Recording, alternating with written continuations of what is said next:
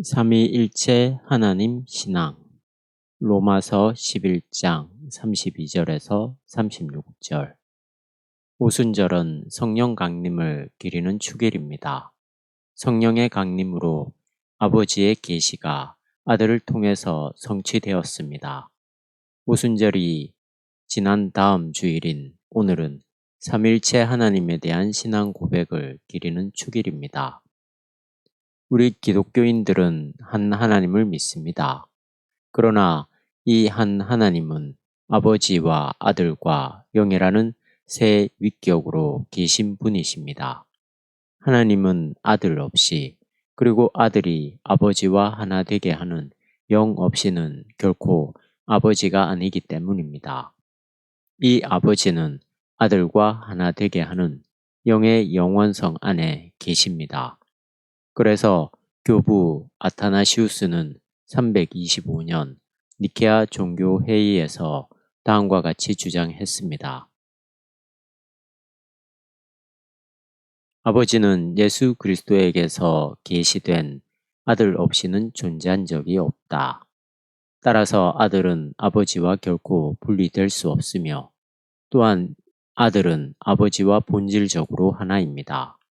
아버지의 신성은 아들의 신성이기도 합니다. 마찬가지로 영은 아버지와 아들과 불가분리입니다. 예수 그리스도는 이 영을 통해서 하늘의 아버지와 하나 되셨습니다. 우리 기독교인들도 이런 하나됨에 참여하고 있습니다. 아버지와 아들과 영은 결코 해체될 수 없는 방식으로 한 하나님이십니다. 간혹 어떤 사람들이 생각하듯이 우선 아버지만 하나님이었다가 그 다음에 아들과 영이 그에 의해서 약이 되었다고 말할 수 없습니다. 즉, 아버지가 아들과 영을 창조했다는 식으로 설명할 수는 없습니다. 그렇게 되면 아버지만이 진정한 의미에서 하나님일지 모릅니다. 그러나 아버지는 아들 없이 결코 아버지가 아닙니다. 따라서 한 하나님이 아버지라고 한다면 이미 아버지이자 아들입니다. 그리고 양자는 이미 영의 일치를 통해서 결합되어 있습니다. 이 세 개가 창조될 때 아버지는 혼자가 아니었습니다. 아들은 말씀으로 창조 사건과 함께 했습니다. 하나님은 이 말씀을 통해서 피조물들에게 생명을 부여했습니다. 그리고 자기 영의 호흡으로 그 피조물들에게 생기를 불어 넣으셨습니다. 그래서 요한복음은 예수 그리스도 안에서 인간이 되신 하나님의 말씀에 대해서 다음과 같이 언급합니다. 태초에 말씀이 있었다. 그 말씀은 곧 하나님이셨다. 요한복음 1장 1절. 이와 비슷하게 히브리서는 하나님에 대해서 이렇게 언급합니다. 하나님은 아들을 통해서 이 세상을 만드시고 아들을 통해서 그 현존이 유지되게 하셨다. 히브리서 1장 2절 이하. 이는 곧 아들이 이미 아버지와 함께 있었다는 뜻입니다. 아들은 아버지의 행위에 참여하셨다고 말입니다. 아들이 존재하지 않았던 적은 한 번도 없습니다. 아버지는 아들과 영 없이는 존재하지 않았습니다. 아버지와 아들과 영의 본질적인 일치는 신약 성서의 증언에 포함되어 있으며 예상되어 있습니다. 그러나 훗날 교리를 통해서 언급된 것처럼 명백한 것은 아니었습니다. 신약 성서에는 아들이 아버지와 밀접하게 연관되어 있다는 언급이 자주 등장합니다. 그러나 아버지가 아들과의 일체에서만 하나님이기 때문에 아들이 본질적으로 아버지와 하나라는 사실이 명시적으로 언급되어 있지는 않습니다. 또한 아들이 아버지와 영과 더불어서 한 하나님이라는 사실이 명시적으로 언급되어 있지는 않습니다. 그런데도 이런 주장은 성서적 진술에서 볼 때 실체적 내용을 담보하고 있습니다. 아버지, 아들, 영의 삼위일체는 오늘날 교회 안에서 세례를 베풀 때 사용하고 있는 세례 의식문에 언급되어 있습니다. 이 세례는 부활하신 주님이 제자들에게 분부하신 것입니다. 삼위성은 마태복음의 마지막 장에 이렇게 전승되어 있습니다. 그러므로 너희는 가서 이 세상 모든 사람들을 내 제자로 삼아 아버지와 아들과 성령의 이름으로 그들에게 세례를 베풀라. 마태복음 28장 19절. 이 구절에 하나의 이름이 언급되어 있습니다. 아버지, 아들, 성령에게 붙은 공동의 이름입니다. 이런 표현보다 더 정확하게 언급될 수는 없습니다. 셋을 연결하는 하나의 이름, 즉 하나님이라는 이름은 여기서 전제되어 있을 뿐입니다. 따라서 교회가 수많은 논의를 거친 다음에 삼위일체 하나님에 대한 신앙 고백을 형성할 수 있기까지 3세기가 흘렀습니다. 아버지, 아들, 그리고 성령은 다 함께 한 하나님입니다. 신약 성서의 여러 본문에서 하나님의 삼위일체는 단지 암시적으로만 언급될 뿐입니다. 요한계시록에 기록된 평화의 인사 말고도 오늘 우리가 설교의 본문으로 선택한 바울의 편지도 역시 이런 자료에 속합니다. 사도가 이스라엘 민족과 여러 민족의 역사에서 놀라운 방식으로 그들을 선택하시는 하나님에 대해서 다룬 로마서 9에서 11장 마지막 부분에 오늘 본문이 들어 있습니다. 하나님이 간혹 자기 백성을 무감각하게 만드심으로써 예수 그리스도를 통해서 일어난 하나님의 구원은 다른 민족들에게 유효하게 되었습니다. 그래서 하나님은 모든 사람을 불순종에 사로잡힌 자가 되게 하셨습니다. 그러나 결국은 그들 모두에게 자비를 베푸셨습니다. 구원 역사의 은폐된 의미에 대한 이런 요약은 하나님의 놀라운 구원 방식을 크게 찬양하는 것입니다. 이 찬양의 마지막은 이렇습니다. 모든 것은 그분에게서 나오고 그분으로 말미암고 그분을 위하여 있습니다. 영원토록 영광을 그분에게 드립니다. 아멘. 이 말씀이 바로 오늘의 설교 본문입니다. 이 본문은 유대교의 유일신론이라는 의미로 이해될 수 있는 양식으로 구성되어 있습니다. 모든 것은 그분에게서, 그분을 통해서, 그분을 위하여 창조되었습니다. 그럼에도 불구하고 바울의 경우에 이런 양식은 하나님의 구원사적 행위와 연결되어 있습니다. 여기서 말하는 하나님의 행위는 예수 그리스도와 그를 믿는 사람들의 구원을 위한 것입니다. 그래서 그분에게서, 그분을 통해서, 그분을 위해서라는 삼중적 표현 방식이 삼위일체론의 구도에서 해석되었습니다. 이것은 이미 초기 기독교가 그렇게 해석한 것입니다. 사도의 말씀은 아버지, 아들, 영이라는 것을 명시적으로 거론하지는 않습니다. 그러나 모든 것이 그분에게서 나온 바로 그분은 아버지이며 세계의 창조자라는 사실은 명백합니다.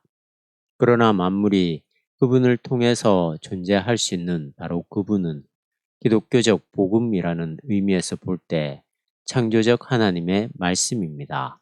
즉, 우리에게 하나님 나라의 구원을 가져오기 위해서 예수 그리스도 안에서 인간이 되신 하나님의 아들이며 또한 십자가에 죽기까지 아버지에게 순종하심으로써 우리의 죄를 용서받게 하신 하나님의 아들입니다. 모든 것이 그분을 위하여 있는 그분은 또다시 아버지이신 하나님입니다. 그러나 모든 피조물이 창조자를 지향하도록 이끌어내는 이 힘은 곧 성령입니다.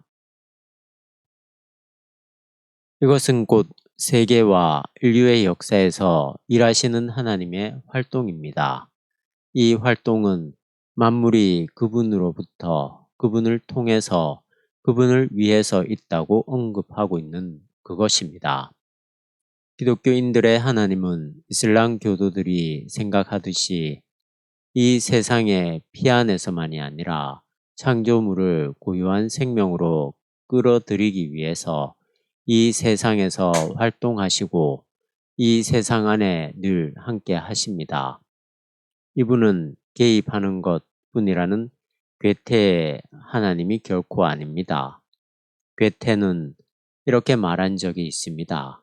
단지 개입할 뿐인 하나님은, 즉 모든 것을 자신의 손아귀에서 순환하게 만드는 하나님은 누구인가?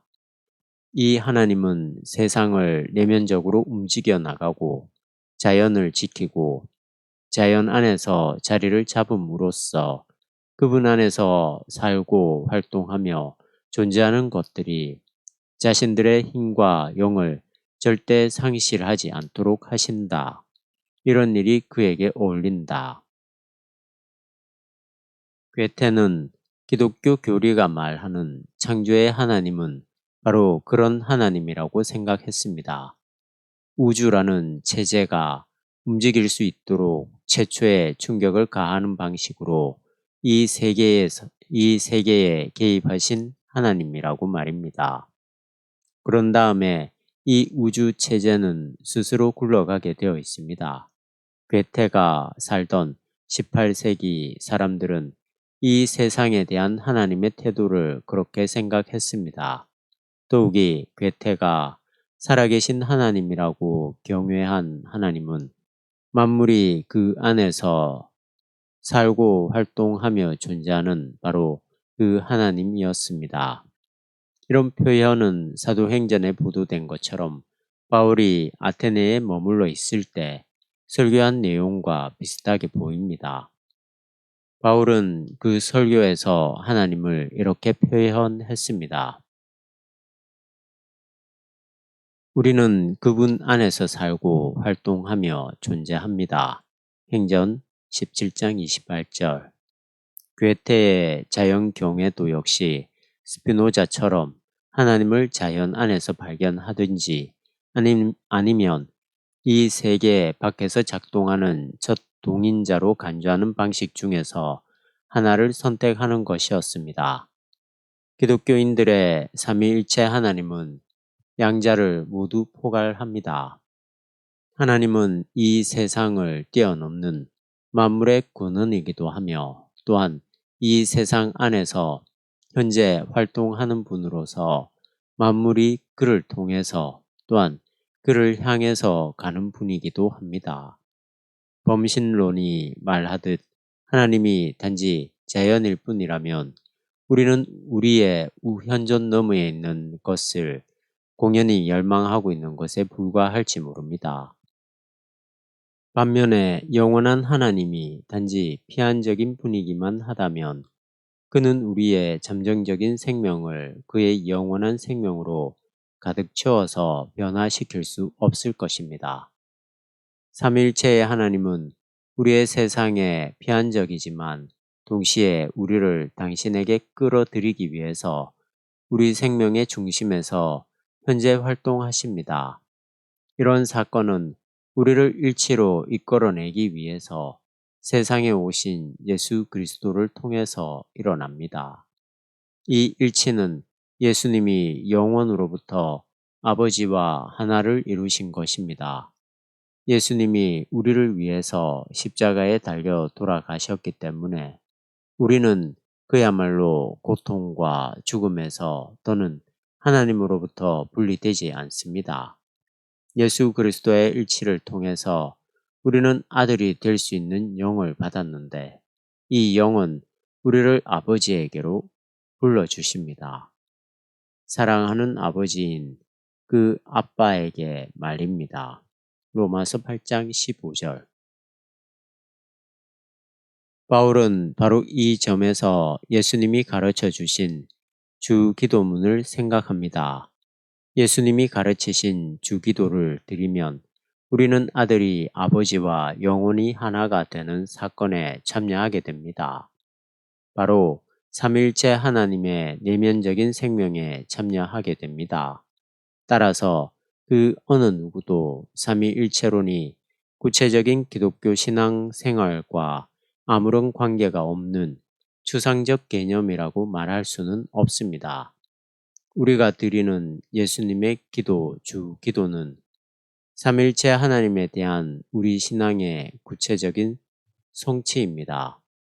우리는 무엇을 해야 하는가에 대해서만 마음을 집중시키면 됩니다. 우리가 아들로서 충만한 믿음 안에서 아버지에게 마음을 돌리는 일은 영을 통해서 일어납니다. 이것이 곧 기독교적 신비입니다. 이런 기도를 통해서 우리는 삼위일체의 내면적 생명으로 끌려 들어가는데 이는 곧 아들이 아버지와 하나 되는 것입니다. 따라서 우리는 아버지인 그분을 통해서만 창조된 게 아니라 아들을 통해서 창조되었습니다. 그 아들은 우리를 아버지와 화해하게 하시어 영원한 그분의 생명에 참여하게 하시고 성령을 통해서 아버지인 그분에게 오게 하시는 분이십니다. 삼위일체 하나님인 그분에게 영원한 영광이 있으시기를. 아멘. 1998년 삼위일체주일 민헨 마테우스 교회